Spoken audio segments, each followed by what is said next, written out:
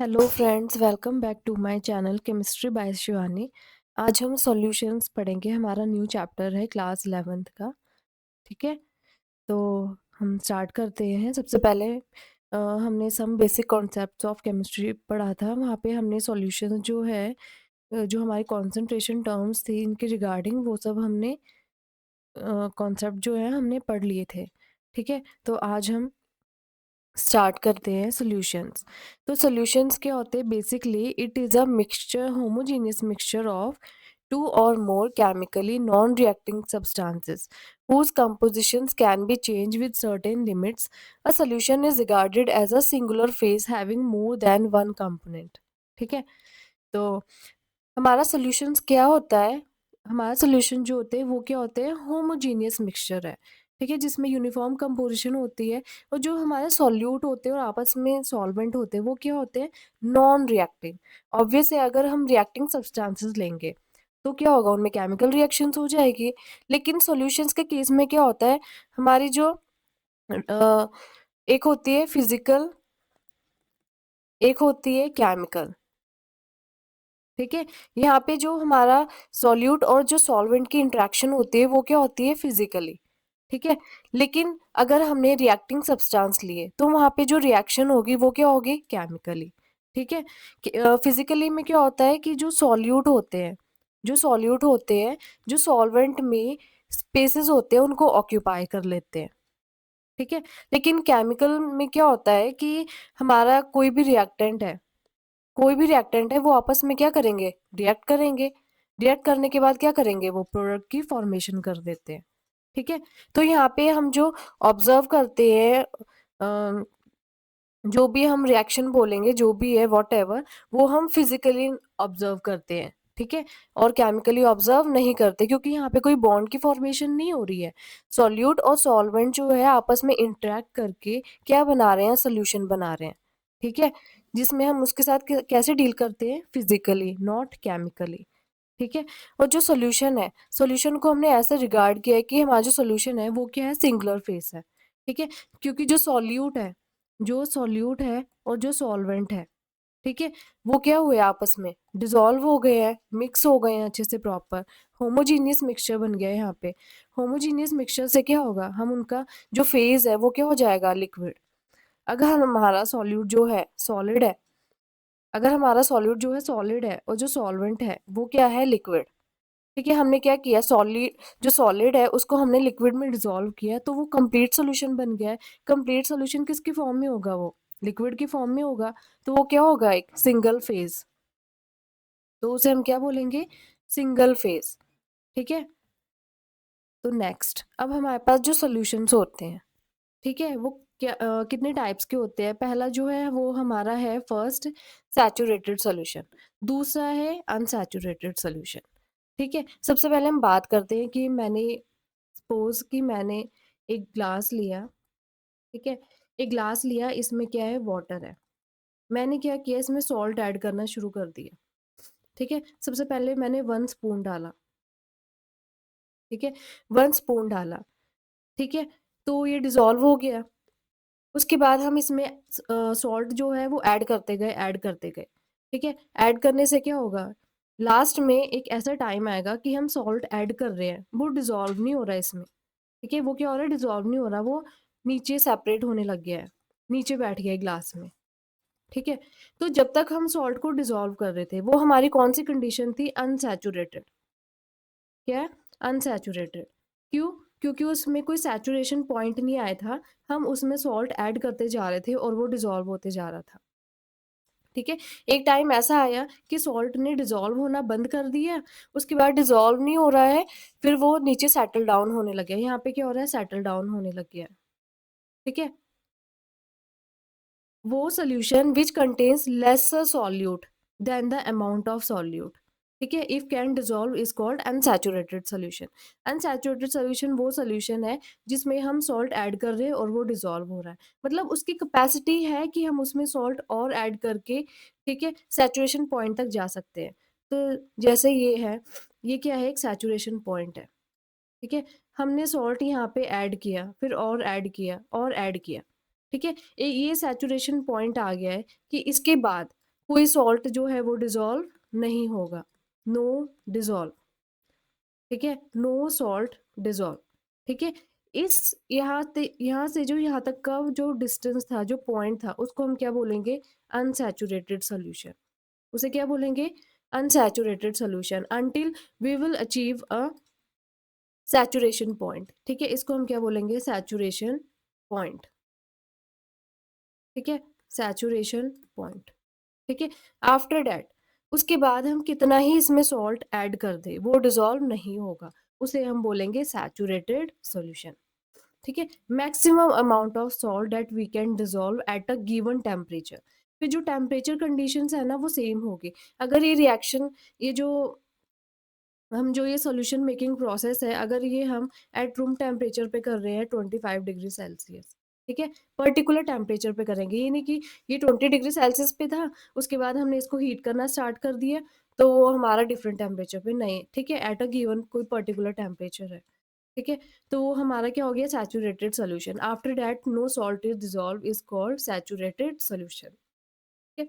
ये तो दो हमारे सोल्यूशन थे, सैचुरेटेड और एक अनसैचुरेटेड। एक और भी होता है सोल्यूशन जिसे हम बोलते हैं सुपर सैचुरेटेड, ठीक है, ये रहा। अब सुपर सैचुरेटेड में हमें कुछ नीडल्स लाइक स्ट्रक्चर दिख रहे हैं, ठीक है। यहाँ पे अनसैचुरेटेड सोल्यूशन में हम क्या कर रहे थे, सॉल्ट ऐड कर रहे थे, ठीक है। फिर एक टाइम आया कि salt no more solute dissolve, कोई सोल्यूट जो है डिसॉल्व नहीं हो रहा, फिर हमने क्या किया कि इसको हीटिंग करना स्टार्ट कर दिया। जैसे मेरे पास टेस्ट ट्यूब है, मैंने क्या किया, इसको हीट करना स्टार्ट कर दिया, ठीक है, मैंने हीटिंग स्टार्ट कर दी।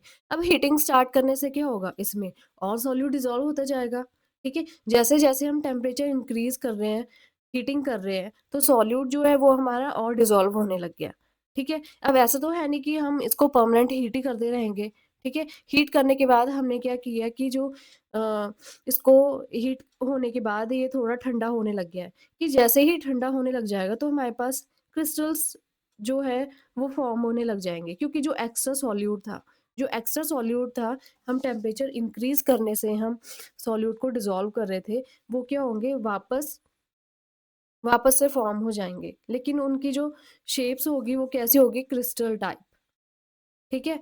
अगर हम पाउडर फॉर्म में डिसॉल्व किया हमने सॉल्ट को, तो उनकी जो शेप्स होगी वो कैसी होगी, क्रिस्टल लाइक, ठीक है। अनस्टेबल सॉल्यूशन होता है ये हमारा, जो सुपर सैचुरेटेड सॉल्यूशन होता है वो क्या होता है, अनस्टेबल, ठीक है। तो समझ आया आपको सुपर सैचुरेटेड सॉल्यूशन क्या होता है, कि जब क्रिस्टलाइजेशन होने लग जाती है, ठीक है। हमने जो क्रिस्टल्स ऐड किए थे सोडियम क्लोराइड के, ठीक है, after achieving a saturated point, उसको हमने फिर हीट किया, हीट करने के बाद फिर से वो क्रिस्टल जो है हमारे सॉल्ट के वो फिर से अपीयर होने लगे, तो उसको हम बोलेंगे सुपर सैचुरेटेड सॉल्यूशन, ठीक है। तो नेक्स्ट, अब हमारे पास सॉल्यूशन जो होते हैं, बाइनरी सॉल्यूशंस। अब हमारे पास बाइनरी सॉल्यूशंस क्या होते हैं, a solution which contains two components. कौन कौन से कंपोनेंट होते हैं, सॉल्यूट प्लस सॉल्वेंट, ठीक है, सॉल्यूट प्लस सॉल्वेंट।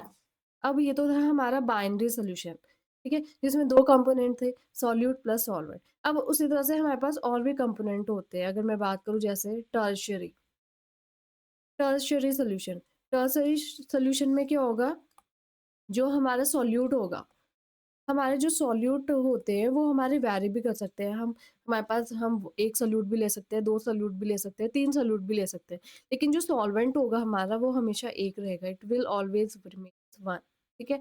तो सॉल्यूट जो अगर हमारा टू है और सॉल्वेंट जो हमारा अगर वन है क्वांटिटी में, ठीक है, तो ये क्या हो गया हमारा टर्शियरी सोल्यूशन। हमारे पास क्वाटरनरी भी होता है, ठीक है, क्वाटरनरी, क्वाटरनरी में हमारे पास कितने सॉल्यूट होंगे, तीन, और सॉल्वेंट कितना होगा, वन, ठीक है। तो हमने अभी तक सिंपल हमें सिर्फ और सिर्फ बाइनरी सॉल्यूशन ही पढ़ना है, ठीक है, एक सॉल्यूट होगा और एक सॉल्वेंट होगा, ठीक है। अब सॉल्यूट क्या होता है, which is present in smaller quantities, ये हमने डिस्कस कर लिया है सबसे पहले, ठीक है। उसके बाद जो सॉल्वेंट है that is present in larger amount is called solvent, ठीक है। अब उसके बाद, अब हम नेचर के अकॉर्डिंग जो है इनकी क्या करेंगे, सॉल्युबिलिटी। अगर हमने गैस को, ठीक है, गैस हमने क्या लिया, कौन सा सोल्यूट लिया, गैस इन सॉलिड, ठीक है, हमने कोई गैस ली, ठीक है, जो किस में होगी, सॉलिड, इन बिटवीन सॉलिड। ठीक है, तो कौन सा एग्जाम्पल है उसका, हाइड्रोजन। हाइड्रोजन क्या है, हमेशा अपनी गैसियस फॉर्म में होती है। और जो पैलेडियम है, पैलेडियम क्या होता है, मेटल है हमारा, किस फॉर्म में होता है, सॉलिड फॉर्म में। तो इसका एग्जाम्पल क्या है, हाइड्रोजन इन पैलेडियम। ठीक है, अब नाउ लिक्विड इन सॉलिड। अब लिक्विड हमारे पास, हम जानते हैं कि जो हमारे पास वेल नोन जो मेटल है लिक्विड, वो क्या है, मरकरी। ठीक है, मरकरी। ठीक है, मरकरी हमारी क्या होती है, लिक्विड फॉर्म में होती है। तो इसका एग्जाम्पल क्या है, liquid mercury in solid sodium. ठीक है, ये हमारा क्या है, सोल्यूशन है। उसके बाद सॉलिड इन सॉलिड। सॉलिड और सॉलिड का सोल्यूशन कैसे बनेगा, जब हम क्या बनाएंगे, ब्रॉन्ज मेटल। ठीक है, ब्रॉन्ज क्या है, एलॉय है, जो किसके मिक्सचर से बनेगा, टिन और कॉपर के, टिन प्लस कॉपर के। तो ये हमारे पास क्या बन जाएगा, एलॉय। ठीक है, अब नेक्स्ट गैस इन लिक्विड। अब हमने कौन सी गैस ली है, हाइड्रोक्लोरिक गैस। ठीक है, हाइड्रोक्लोरिक गैस ली है किसमें, वाटर में। तो हमारे पास सोल्यूशन बन जाएगा ये भी। ठीक है, क्या बन जाएगा इसका सोल्यूशन, H3O+। ठीक है, वाटर के पास क्या होता है, H2O और HCl, H3O+ प्लस Cl-। ठीक है, नेक्स्ट अब उसके बाद लिक्विड इन लिक्विड, जैसे ethyl alcohol, ethyl alcohol in water. ठीक है, next solid in liquid, sodium hydroxide in water. ठीक है, सोडियम हाइड्रोक्साइड के पैलेट्स अवेलेबल होते हैं हमें, सोडियम हाइड्रोक्साइड क्या एक बेस है। ठीक है, इसके पैलेट्स अवेलेबल होते हैं हमें लेबोरेटरी में। उसके बाद gas in gas, mixture of gases. जो हमारा एटमॉस्फेयर है डेट इज क्या, मिक्सचर ऑफ गैसेस। ठीक है, अब उसके बाद liquid in gas. Liquid in gas क्या है, moisture, moisture in air. Moisture क्या है, वाटर है, किसमें, गैसियस फेज में। ठीक है, मॉइस्चर इन एयर। उसके बाद सॉलिड इन गैस। अब सॉलिड हमारे पास क्या है यहाँ पे, नैप्थलीन। सॉलिड हमारे पास क्या है, नैप्थलीन इन गैस। ठीक है, तो ये तो थे हमारे सॉल्यूशंस, कि अगर हम किसी गैस को सॉलिड में डिसॉल्व करें, या लिक्विड को सॉलिड में करें, या सॉलिड को सॉलिड में। ठीक है, तो एग्जांपल्स जो है आ जाते हैं एग्जाम में भी। तो हमें लर्न होने चाहिए कि गैस इन सॉलिड का क्या एग्जांपल है, लिक्विड लिक्विड सॉलिड का क्या एग्जांपल है, या सॉलिड सॉलिड का क्या एग्जांपल हो सकता है सॉल्यूशन का। ठीक है, उसके बाद नेक्स्ट, अब सॉल्युबिलिटी क्या होती है। सॉल्युबिलिटी क्या है, maximum amount of solute that can dissolve in a given amount of solvent at specific temperature and pressure is called solubility. हम मैक्सिमम अमाउंट ऑफ सॉल्यूट जो है कितना डिसॉल्व कर सकते हैं, जैसे मैंने स्पेसिफाई किया। मैंने एक बीकर लिया, ठीक है, एक बीकर लिया मैंने, इसमें मैंने क्या लिया, वाटर लिया। सपोज कि मैंने इसमें क्या ऐड किया, मैंने इसमें ऐड करना स्टार्ट कर दिया, जैसे KCl, पोटेशियम क्लोराइड। ठीक है, पोटेशियम क्लोराइड क्या है, इलेक्ट्रोलाइट है। ठीक है, इलेक्ट्रोलाइट है, और मैंने इसमें ऐड किया कितना, अप्रोक्सीमेटली जैसे 36 ग्राम। 36 ग्राम जो है मैक्सिमम अमाउंट, मैंने सपोज किया कि 36 ग्राम जो है maximum amount that we can dissolve, that we can dissolve इसमें in 100 gram water, in 100 gram solvent. ठीक है, इसको हम क्या बोलेंगे, सॉल्युबिलिटी। कि मैक्सिमम अमाउंट जो हमने डिसॉल्व किया सॉल्वेंट में इन 100 ग्राम, फिर मैंने इसको स्पेसिफाई किया इन 100 ग्राम, उस कॉल्ड इट्स सॉल्युबिलिटी। ठीक है, अब कॉन्सेंट्रेशन क्या होती है, कॉन्सेंट्रेशन जो है इससे रिलेटेड ही होती है। कैसे, मैंने यहाँ पे भी मैंने एक बीकर लिया, ठीक है, मैंने एक सॉल्वेंट लिया, यहाँ पे भी सॉल्वेंट लिया, इसमें भी मैंने क्या किया, KCl ऐड किया। लेकिन यहाँ पे जो KCl मैंने ऐड किया था वो 36 ग्राम था, लेकिन यहाँ पे मैं कितना ऐड कर रही हूँ, 20 ग्राम। ठीक है, 20 ग्राम KCl मैंने ऐड किया, किसमें, इस सॉल्वेंट में। इस सॉल्वेंट में मैंने ऐड किया 20 ग्राम। ठीक है, इसमें हम और भी ऐड कर सकते हैं सॉल्यूट, हम इसमें KCl और भी ऐड कर सकते हैं, बट वो क्या हो जाएगी हमारी मैक्सिमम कॉन्सेंट्रेशन। ठीक है, हम 25 ऐड कर सकते हैं, 25 ग्राम ऐड कर सकते हैं। ठीक है, जो हमारी मैक्सिमम अमाउंट से जो लेस लिमिट होगी उसको हम क्या बोलेंगे, कॉन्सेंट्रेशन। ठीक है, तो डिफरेंस समझ आया कॉन्सेंट्रेशन और सॉल्युबिलिटी के बीच में, कि maximum amount that we can dissolve और lesser amount than the maximum amount is called its concentration. ठीक है, तो ये तो था डिफरेंस। अब कौन कौन से फैक्टर्स जो है वो अफेक्ट करते हैं सॉल्युबिलिटी को। ठीक है, तो हम केस स्टडी करते हैं। फर्स्ट हमने केस लिया है solutions of solids in liquids. तो क्या एग्जांपल था सॉलिड का लिक्विड में, क्या एग्जांपल था? जैसे मैंने लिए थे NaOH। NaOH क्या है? हमारा बेस है। ठीक है, हमने पैलेट्स लिए थे NaOH के, उसको हमने क्या किया, लिक्विड में डिसॉल्व किया। सपोज मैंने वाटर में डिसॉल्व किया, तो अब हम इसकी सॉल्युबिलिटी पढ़ेंगे, या और भी हमारे पास जैसे सॉल्ट्स होते हैं, मेटल के कार्बोनेट्स हो जाएंगे, ठीक है, मेटल के सल्फेट्स हो जाएंगे। ठीक है, हम इनके बारे में भी पढ़ेंगे क्योंकि ये सभी क्या है, सॉलिड है। अब चेक करते हैं कि इसका क्या इन्फ्लुएंस है इसकी सॉल्युबिलिटी का। ठीक है, तो फर्स्ट जस्ट वन सेकेंड। ठीक है, तो factors affecting solubility of a solid in liquid. ठीक है, तो सबसे पहले क्या है, nature of solute and solvent. ठीक है, अब हम सबसे पहले हम नेचर स्पेसिफाई करेंगे कि सॉल्यूट और सॉल्वेंट का क्या नेचर होगा। ठीक है, तो जैसे हम बात करते हैं कि अगर हमारा इफ अगर हमारा सॉल्यूट और सॉल्वेंट अगर हमारा सॉल्यूट और सॉल्वेंट का नेचर क्या है,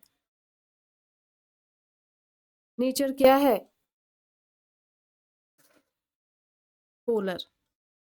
अगर नेचर पोलर है तो वो किस में डिसॉल्व होगा, in polar solvent, in polar solvent या फिर पोलर सोल्यूशन।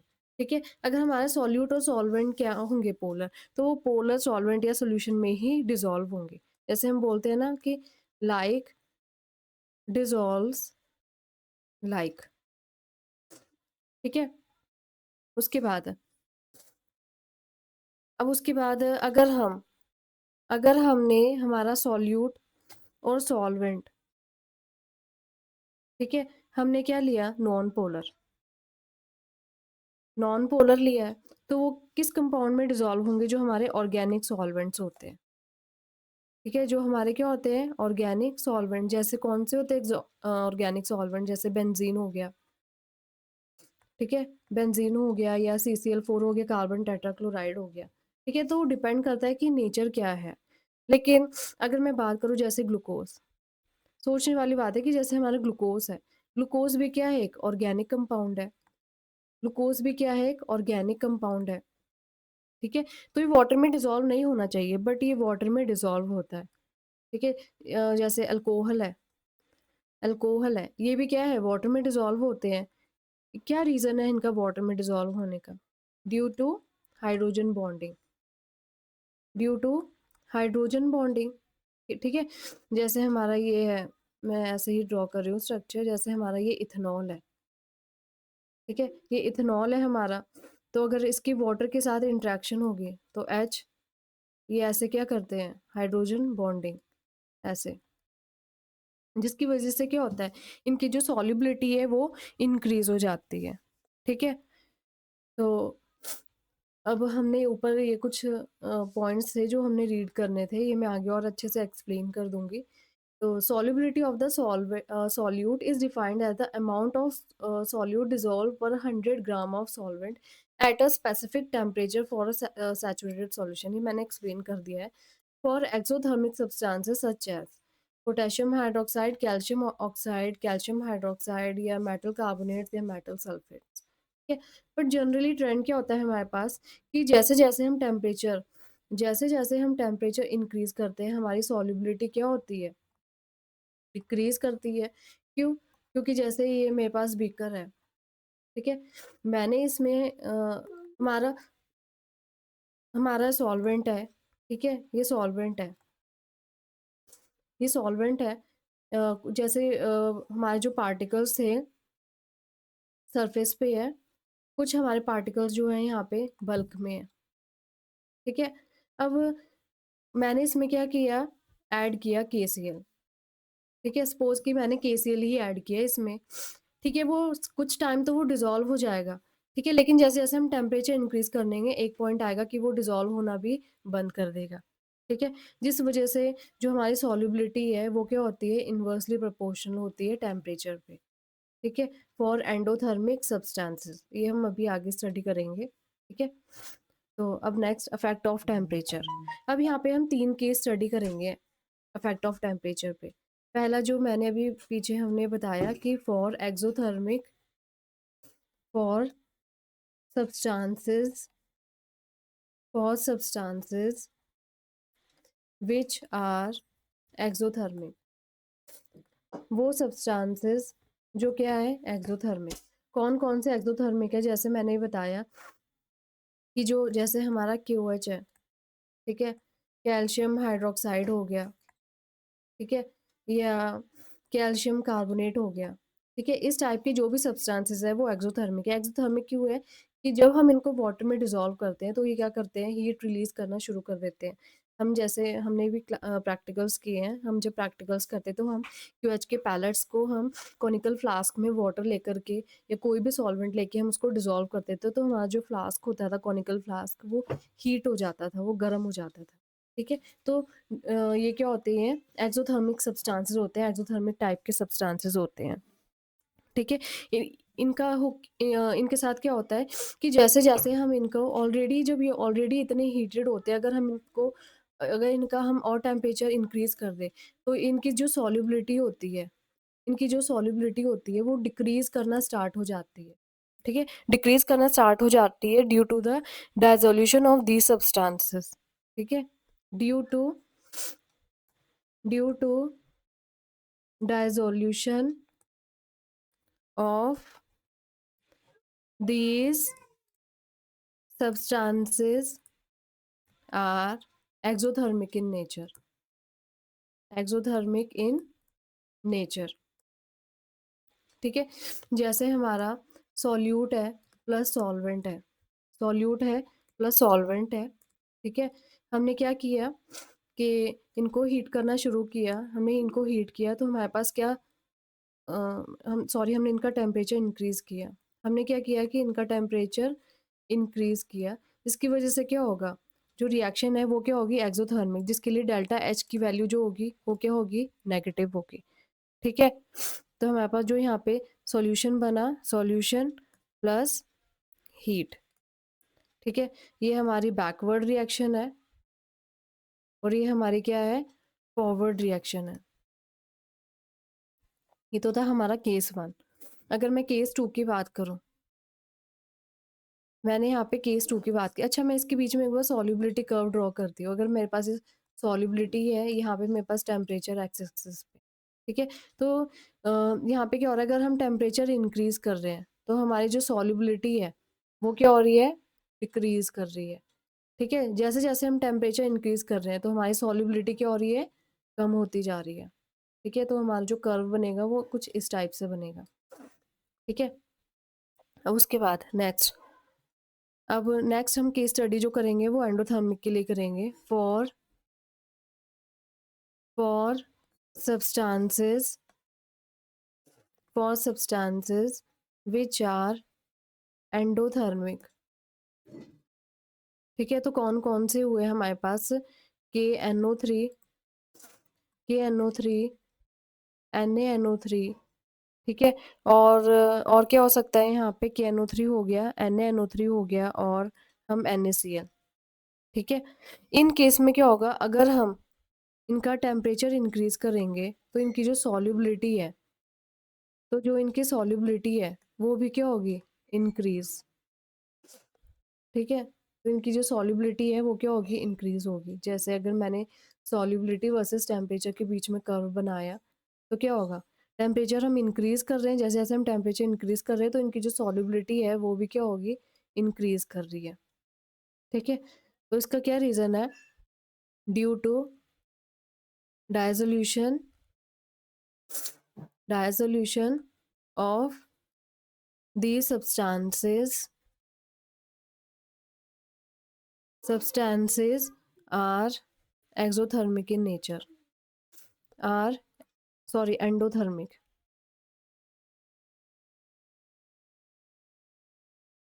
क्या है ये? Endothermic, endothermic in nature. ठीक है, तो इसके लिए डेल्टा एच की जो वैल्यू होगी वो क्या होगी? पॉजिटिव होगी। डेल्टा एच की जो वैल्यू होगी वो क्या होगी? पॉजिटिव होगी। ठीक है, अब थर्ड केस जो हम स्टडी करते हैं, थर्ड केस ये तो हमारे नॉर्मल सॉल्ट्स हो गए हैं। ठीक है, सॉल्ट्स, ये जो एंडोथर्मिक है ये क्या करते हैं? हीट को एब्जॉर्ब करते हैं। एंडोथर्मिक क्या होते हैं? हीट को एब्जॉर्ब करते हैं, और जो एक्सोथर्मिक होते हैं वो क्या करते हैं? हीट को रिलीज आउट करते हैं। ठीक है, उसके बाद केस थर्ड, केस थर्ड में क्या होगा कि हमारे वो सॉलिड्स हैं जो कोई रेगुलर ट्रेंड जो है सॉलिबिलिटी का शो नहीं करते विद रिस्पेक्ट टू टेम्परेचर। ठीक है, which some substances, some substances which do not show regular trend। जैसे इसका अगर मैं एग्जांपल लूँ तो क्या होगा? Calcium chloride dot 2H2O। ठीक है, कैल्शियम क्लोराइड डॉट 2H2O। ठीक है, तो इसमें क्या होता है कि जो सब्सटेंस है जो हम इनको हीट करते हैं तो वो एक पॉलीमॉर्फिक फॉर्म से दूसरे पॉलीमॉर्फिक फॉर्म में क्या होता है? कन्वर्ट हो जाते हैं। ये क्या है? हाइड्रेटेड है। ये हाइड्रेटेड से किस में कन्वर्ट हो जाते हैं? एनहाइड्रस में। ठीक है, ये क्या किस में कन्वर्ट हो जाते हैं? एनहाइड्रस में। तो ये इंपॉर्टेंट पॉइंट है कि याद रखना कि किस केसेस में जो है सॉल्युबिलिटी का कोई ज़्यादा इन्फ्लुएंस नहीं होता विद रिस्पेक्ट टू टेम्परेचर। ठीक है, इसमें क्या होता है कि on heating, on heating, on heating changes on one polymorphic form to another. ठीक है, टू अनदर फॉर्म। जैसे अगर मैं इसका एग्जांपल लूँ तो यहाँ पे लिख देती हूँ साइड में। Na2SO4 सोडियम सल्फेट लिया with 10 water molecules, 10 water molecules है। ठीक है, अगर हमने इसको इसकी हीटिंग की अबव 32.4 डिग्री सेल्सियस पे तो हमारे पास क्या बनेगा? यहाँ पे सोडियम सल्फेट Na2SO4। ठीक है, ये क्या था? हमारे पास हाइड्रस था, हाइड्रेटेड था, ये हाइड्रेटेड था, और ये क्या है? एनहाइड्रस है। ये क्या है? एनहाइड्रस है। ठीक है, तो हमने 3 केस स्टडी की है कि फर्स्ट जो हमारे सब्सटेंस है जो एक्सोथर्मिक टाइप के हैं, दूसरे जो हमारे एंडोथर्मिक टाइप के हैं, और तीसरे जो हमारे कोई रेगुलर ट्रेंड जो शो नहीं करते सॉल्युबिलिटी। ठीक है, तो अगर मैंने जैसे कर्व प्लॉट किया है, एक ऐसे, एक ऐसे, ठीक है, एक मैंने ऐसे ही ट्रेंड शो कर दिया, तो हम उनको बता सकते हैं ना कि कौन सा हमारा एक्सोथर्मिक है और कौन सा हमारा एंडोथर्मिक है, कौन सा रेगुलर ट्रेंड जो शो नहीं करता है। ठीक है, तो एक्सोथर्मिक के केस में हम बता सकते हैं कि जो हमारा कर्व होगा वो कैसा होगा? KOH या कैल्शियम कार्बोनेट इनके लिए होगा, और जो सेकंड है हमारा किसके लिए होगा? NaNO3 के लिए होगा, और NaCl के लिए होगा। ठीक है, अब जो तीसरा है वो हमारा किसके लिए होगा? ये जो हमारे पॉलीमॉर्फिक फॉर्म्स होती है, हाइड्रेटेड सॉल्ट्स जो होते हैं हमारे, उनके लिए। ठीक है, तो नेक्स्ट क्या अभी हमारा प्रेशर बचा है कि प्रेशर के क्या इफेक्ट पड़ता है सॉलिबिलिटी में ऑफ सॉलिड्स इन लिक्विड्स। अब अगर मैं प्रेशर की बात करूँ तो हम प्रेशर को है सिर्फ और सिर्फ गैसेस के लिए अप्लाई करते हैं।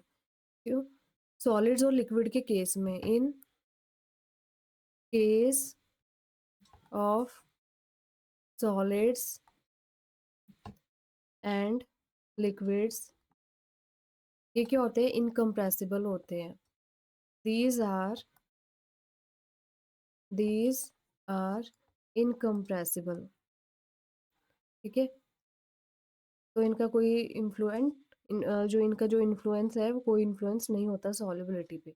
नो अफेक्ट, ये हम इसको बोल सकते हैं, कोई इफेक्ट नहीं होता है प्रेशर का जब हम सॉल्युबिलिटी की बात करते हैं सॉलिड्स एंड लिक्विड्स। ठीक है, तो नेक्स्ट केस स्टडी करेंगे हम solubility of gases in liquids. ठीक है, अब फर्स्ट जो है हमारा टेम्परेचर है, जैसे सॉलिड्स के केस में था वैसे ही गैसेस के केस में, ठीक है। जो सॉलिबिलिटी है उसका इन्वर्स रिलेशन होता है टेम्परेचर के साथ फॉर एक्सोथर्मिक के लिए इन मोस्ट केसेस, और एंडोथर्मिक के लिए अपोजिट होता है, ठीक है। क्योंकि उसमें क्या होती है, हीट एब्जॉर्ब हो रही है। हीट एब्जॉर्ब होने से क्या होगा कि हमारी जो सॉलिबिलिटी है वो इंक्रीज होगी टेम्परेचर के साथ, ठीक है। उसके बाद अब नेचर ऑफ गैसेस।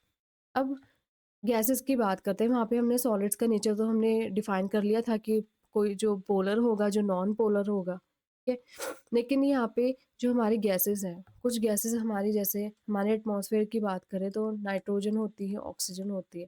ये जो होती है ये क्या होती है, परमानेंट गैसेस होती है, ठीक है। ये परमानेंट गैसेस होती है जिनको डिसोशिएट करना, जिनको ब्रेक करना इजी पॉसिबल नहीं है। जब इनको ब्रेक करना है, डिसोशिएट करना इनको पॉसिबल ही नहीं है, तो इनकी सॉल्युबिलिटी की तो हम बात ही नहीं कर सकते, ठीक है। तो ये these are not soluble, these are not soluble, ठीक है। लेकिन अगर मैं बात करूं सल्फर डाइऑक्साइड की, कार्बन डाइऑक्साइड, तो ये क्या है, इजिली लिक्विफेबल गैसेस है, इजिली इजली लिक्विफेबल गैसेस है। क्यों? क्योंकि इनके पास क्या होता है, हायर वैल्यू ऑफ ए होती है। ए क्या होती है, वंडरवॉल्स फोर्स ऑफ अट्रैक्शन, जो हमारे पास किससे आती है, काइनेटिक थ्योरी ऑफ गैसेस से आती है। हमारे पास फॉर्मूला क्या होता है वंडरवॉल रियल गैसेस के केस में, ये क्या होती है, हमारी रियल गैसेस होती है P plus N square A by V square, ठीक है। V minus N B is equal to N R T, ठीक है। इसके लिए हम वॉल्यूम की बात करते हैं, बी क्या है, वॉल्यूम के रिस्पेक्ट में हम बात करते हैं, और ए के लिए हम क्या, अट्रैक्शन की बात करते हैं। तो जिनका वंडरवॉल फोर्स ऑफ अट्रैक्शन ज़्यादा होगा, वो जो गैसेस होती है वो ज़्यादा लिक्विफेबल होती है, मोर सॉल्यूबल होती है इन वाटर। जैसे हमने एरेटेड ड्रिंक्स पढ़ी है, एरेटेड ड्रिंक्स कौन होती है, जो हम ड्रिंक करते हैं, जैसे लिम्का हो गया है, ठीक है, कोका कोला हो गया है। इनमें क्या होती है, dissolve CO2, dissolved CO2 gas होती है इनके अंदर। क्योंकि जैसे ही हम इनका जो कैप है उसको रिमूव करते हैं तो सडन फिज की आवाज़ आती है, तो वो प्रेशर की वजह से आती है, क्योंकि उसमें क्या होता है, हाई प्रेशर होता है, जिसकी वजह से जो CO2 गैस है वो वाटर में क्या होती है, डिजॉल्व होती है, ठीक है। अब nature of solvent, gases which can be ionise in aqua solution are more soluble in water. वो गैसेस जो आयनाइज होती है एक्वा सोल्यूशन में, वो क्या होती है, ज़्यादा सॉल्यूबल होती है as compare to other solvents, ठीक है। उसके बाद अब प्रेशर, अब प्रेशर का जो डायरेक्ट रिलेशन है टेम्परेचर के साथ, ठीक है। प्रेशर का जो रिलेशन है किसने दिया था, ये हेनरी ने, ठीक है। This law states that at a constant temperature, ठीक है, हमने कोई पर्टिकुलर यहाँ पे, सॉरी सॉरी, किसके साथ लिया, सॉल्युबिलिटी के साथ। हमने जो हेनरी ने बात की थी कि उसने क्या बोला था कि जो पार्शियल प्रेशर है हर गैसेस का वो डायरेक्टली प्रोपोर्शनल होता है सॉल्युबिलिटी के, ठीक है। जितना ज़्यादा उनका क्या होगा, पार्शियल प्रेशर होगा, जितना ज़्यादा उनका क्या होगा, अपना पार्शियल प्रेशर होगा, उतनी ज़्यादा उनकी क्या होगी, सॉल्युबिलिटी। तो ये किसने रिलेशन दिया था, हेनरी ने, ठीक है। आज जो भी हमारी एप्लीकेशंस वगैरह इंडस्ट्री में ये जो ड्रिंक्स है वो किससे आई है, थ्रू हेनरीज लॉ। कि जो पार्शियल प्रेशर है गैसेस का that is directly proportional to the solubility of gases. तो जो सॉल्युबिलिटी है उसको हम किस में लिख सकते हैं, in terms of mole fraction, ठीक है। जैसे pressure is directly proportional to the mole fraction, mole fraction को हम किसके टर्म्स में लिख रहे हैं, सॉल्युबिलिटी के टर्म्स में, ठीक है। और जब हमने प्रोपोर्शनैलिटी कांस्टेंट हटा दिया तो हमने क्या लगाया, हेनरी कांस्टेंट, ठीक है। हेनरी कांस्टेंट इनटू काई, ठीक है। मोल फ्रैक्शन को हम क्या बोलते हैं, काई, काई से रिप्रेजेंट करते हैं, ठीक है। जो इम्पोर्टेंट पॉइंट क्या है कि जो हमारी सॉल्युबिलिटी होती है, जो हमारी सॉल्युबिलिटी होती है वो इन्वर्सली प्रोपोर्शन होती है किसके, हेनरीज कांस्टेंट के, ठीक है। तो हेनरीज लॉ कितना इंपॉर्टेंट है, जो आजकल जो भी एप्लीकेशंस है जो हम इंडस्ट्री लेवल पे यूज़ करते हैं वो हेनरी लॉ की वजह से ही हम यूज़ करते हैं, ठीक है। तो नेक्स्ट, अब कंडीशंस क्या-क्या है कि जो हेनरी लॉ है वो कब ओबे करेगी। सबसे पहले जो है, प्रेशर जो है हमारे गैस का वो ज़्यादा हाई नहीं होना चाहिए, ठीक है। टेम्परेचर भी जो है वो ज़्यादा लो नहीं होना चाहिए, ठीक है? गैसेज़ जो होनी चाहिए वो should be inert and behave like an ideal gas. उसमें कोई डिसोसिएशन या कोई एसोसिएशन जो है सॉल्वेंट के साथ नहीं होनी चाहिए। जैसे समटाइम्स हाइड्रोजन बॉन्डिंग हो जाती है। अगर हमारी कोई गैस आयनाइज़ेबल है तो वो आयनाइज़ हो जाती है। तो ये सब चीज़ें उस गैस को फ़ॉलो नहीं करेगी, तभी वो हेनरी लॉ को ओबे करेंगे, ठीक है? तो एप्लीकेशंस क्या-क्या है जो हमने पढ़ ली है, soft drinks bottles are sealed at high pressure to increase solubility of CO2 in water. जो सी डाइवर्स है वो यूज़ करते हैं mixture of O2 plus helium to minimise the painful effect by and to decomposition, ठीक है? At higher altitudes breathing becomes tough, क्योंकि जो pressure होता है, ठीक है, एट हायर एल्टीट्यूड्स वो क्या होता है, लो, ठीक है, जिसकी वजह से जो ऑक्सीजन है उसकी अवेलेबिलिटी क्या होती है, कम होती है। तो ये सब एप्लीकेशंस है हेनरीज लॉ की, ठीक है? तो उसके बाद अब नेक्स्ट हमारा वेपर प्रेशर क्या होता है, ठीक है? जैसे अगर मैं बात करूं कि what is vapour pressure, vapour sorry pressure, pressure exerted pressure exerted by vapors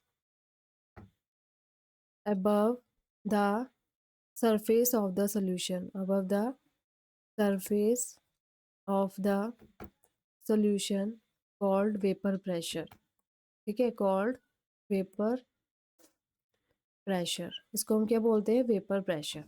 अब जैसे हमारे पास एक कंटेनर है, ये क्या है, हमारा क्लोज कंटेनर है, ठीक है? क्लोज कंटेनर, इसमें क्या है, गैस के मॉलिक्यूल्स है, ये क्या है, गैस के मॉलिक्यूल्स है और ये लिक्विड्स है। हमने क्या किया, सपोज कि हमने इसकी हीटिंग की, हीटिंग करने से क्या होगा, गैस मॉलिक्यूल्स आपस में कोलाइड करने लग जाएंगे, ठीक है? कोलाइड करेंगे तो वो क्या हो गया, वॉल्स जो है कंटेनर की जो वॉल्स है इनके साथ टकराएंगे, वॉल्स के साथ टकराएंगे, वॉल्स के साथ टकराने से क्या होगा, ये वापस लिक्विड्स में आ जाएंगे, अपने वापस जो सॉल्वेंट है, जो लिक्विड है उसमें कम बैक करेंगे। लेकिन जो, अगर मैं बल्क की बात करूं, मैंने ये गैस मॉलिक्यूल लिया, मैंने बल्क की बात की, तो बल्क में क्या होता है कि जो फोर्स है वो थ्रू ऑल डायरेक्शन से होती है। जो इस पे जो फोर्स लग रही है वो each for each and every direction इस गैस मॉलिक्यूल पे क्या हो रही है, फोर्स लग रही है। तो इस केस में क्या होगा, जो हमारा एफ नेट है, एफ नेट क्या होगा, जीरो होगा। हमारी जो फोर्सेस है, जो हमारी फोर्सेस है वो क्या है, यहाँ पे बैलेंस है, ठीक है, बैलेंस है। और अगर मैं सरफेस के मॉलिक्यूल्स की बात करूँ तो ये स्केप आउट इजीली नहीं हो पाएंगे। लेकिन अगर मैं सरफेस के मॉलिक्यूल्स की बात करूँ, ये सरफेस के मॉलिक्यूल्स है, ये जो मैंने ड्रॉ किए, ये सरफेस के मॉलिक्यूल्स है, इन पे जो एफ नेट है, जो इनके पास फोर्स है वो क्या है, does not equal to zero, क्योंकि इसमें जो फोर्स लग रही है, ये मैंने सरफेस के मॉलिक्यूल की बात की है, सरफेस की, तो इसमें जो फोर्स लग रही है वो कहाँ से लग रही है, सिर्फ और सिर्फ डाउनवर्ड डायरेक्शन, सिर्फ और सिर्फ डाउनवर्ड डायरेक्शन, ऊपर से कोई फोर्स नहीं लग रही। तो इनके पास एफ नेट क्या है, does not equal to zero. अगर हमने हीटिंग स्टार्ट की, मॉलिक्यूल्स जो है कोलाइड कर रहे हैं, सरफेस के मॉलिक्यूल्स कोलाइड कर रहे हैं, तो वो क्या होंगे, वॉल से सबसे पहले टकराएंगे as compare to the bulk molecules, ठीक है? तो सरफेस वाले टकराएंगे, कंटेनर से टकराएंगे, फिर वापस होके कहाँ आएंगे, सोल्यूशन में कम बैक करेंगे, ठीक है? तो ये वो स्टेज है जिसे हम बोलते हैं इक्विलिब्रियम स्टेज। इक्विलिब्रियम स्टेज है कैसे, कि जो रेट है इवेपोरेशन का, इवेपोरेशन क्या है, जो सरफेस मॉलिक्यूल्स पहले वॉल से टकरा रहे हैं, फिर वापस कंडेंस होके कहाँ आ रहे हैं, नीचे आ रहे हैं सॉल्यूशन में ही, ठीक है? ऐसे ऐसे हर, पहले सरफेस वाले गए हैं, फिर बल्क वाले ऊपर आएंगे, फिर वो टकराएंगे, फिर वो वापस आएंगे। तो ये क्या है, एक हमारी इक्विलिब्रियम कंडीशन है, जिसमें जो रेट है इवेपोरेशन की, रेट है evaporation equal to rate of condensation, rate of evaporation equal to rate of condensation, ठीक है? तो ये तो था हमारा वेपर प्रेशर, ठीक है? उसके बाद अब वेपर प्रेशर जो है वो कैसे डिपेंड करता है, किन किन फैक्टर्स पर डिपेंड करता है वेपर प्रेशर। अगर मैंने जैसे vapour pressure of a solution, हमने क्या किया, अगर मैं बात करूँ एक तरफ प्योर सॉल्वेंट की, एक तरफ प्योर सॉल्वेंट की और एक तरफ मिसेसिबल सॉल्यूट की। जब हमने प्योर सॉल्वेंट में मिसेसिबल सॉल्यूट डाला तो उसका जो वेपर प्रेशर हो जाएगा सॉल्यूशन, वो क्या हो जाएगा, कम। अगर सपोज कि जो हमारा ये प्योर सॉल्वेंट है, प्योर सॉल्वेंट को मैंने पी नॉट से रिप्रेजेंट किया, ठीक है। पी नॉट हमारा क्या है, प्योर सॉल्वेंट है, प्योर सॉल्वेंट। ठीक है, इसका अपना वेपर प्रेशर है पी नॉट। ठीक है, सबसे ज़्यादा वेपर प्रेशर है क्योंकि ये क्या है, सिंगल मॉलिक्यूल है। लेकिन जब हमने क्या केस में सॉल्यूट ऐड कर दिया, ठीक है, इन हमने सॉल्यूट ऐड किया, मिसेसेबल सॉल्यूट हमने ऐड किया। मिसेबल सॉल्यूट ऐड करने से क्या होगा कि इन्होंने सरफेस की जो पोजीशन थी वो ऑक्यूपाई की हुई थी, लेकिन हमने जैसे सॉल्यूट ऐड किया, ठीक है, तो उसमें क्या होगा कि कुछ सॉल्यूट पार्टिकल्स भी आ जाएंगे जो उसके साथ क्या करेंगे, इंटरेक्ट करेंगे। इंटरेक्शन की वजह से ये इनको स्केप आउट होने नहीं देंगे, जिसकी वजह से उनका जो वेपर प्रेशर है सॉल्वेंट मॉलिक्यूल्स का, वो क्या हो जाएगा, कम। ठीक है, this causes decrease in the vapor pressure. Vapor pressure of pure solvent is more than that of its solution. ठीक है, वेपर प्रेशर जो होता है प्योर सॉल्वेंट का, विदाउट एनी इंटरफेरेंस और इंट्रैक्शन, सॉल्वेंट का, प्योर सॉल्वेंट का वेपर प्रेशर ज़्यादा होता है एज कम्पेयर टू सोल्यूशन। ठीक है, तो ये तो था हमारा वेपर प्रेशर। अब एक चीज़ और बतानी थी कि जो वेपर प्रेशर है, vapour pressure is independent, is independent of amount of substance या amount of solvent, कि हम कितना सॉल्वेंट ले रहे हैं, या फिर इंडिपेंडेंट ऑफ कंटेनर क्या है। कंटेनर मतलब क्या, शेप, शेप क्या है हमारे कंटेनर की, या साइज क्या है हमारे कंटेनर का, उससे इंडिपेंडेंट है हमारा वेपर प्रेशर। कि हम चाहे गोल ले रहे हैं या हम ग्लास ले रहे हैं या हम बीकर ले रहे हैं, ठीक है, तो वेपर प्रेशर जो है हमारा सॉल्वेंट मॉलिक्यूल का, वो क्या होगा, सेम ही रहेगा। जैसे एक है, मैंने ऐसा बीकर लिया, एक मैंने ग्लास ले लिया, तो अगर यहाँ पे मैंने 2 लीटर लिया, यहाँ पे भी अगर मैंने 2 लीटर लिया, तो इसका वेपर प्रेशर भी क्या होगा, सेम होगा, और इसका जो वेपर प्रेशर होगा दैट विल ऑल्सो सेम। ठीक है, तो आज के लिए इतना ही। अगर आपको ये सेशन अच्छा लगे तो please like share and subscribe ज़रूर करना। Thank you.